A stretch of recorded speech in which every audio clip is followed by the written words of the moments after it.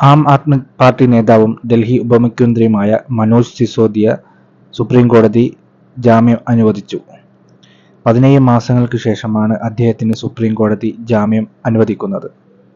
17 മാസങ്ങൾക്ക് മുമ്പ് ഡൽഹി മദ്യനയ കേസുമായി ബന്ധപ്പെട്ടാണ് CBI എൻഫോഴ്സ്മെന്റ് ഡയറക്ടറേറ്റ് അദ്ദേഹത്തെ അറസ്റ്റ് ചെയ്യുന്നത്. കോൺഗ്രസ് നേതാവും സുപ്രീംകോടതി അഡ്വക്കേറ്റും പ്രശസ്തനായ സുപ്രീംകോടതി അഡ്വക്കേറ്റുമായ മനു അഭിഷേക് സിംഗ്വിയാണ് അദ്ദേഹത്തിന്റെ അഡ്വക്കേറ്റ് അദ്ദേഹത്തിനു വേണ്ടി സുപ്രീംകോടതിയിൽ ഹാജരായത്.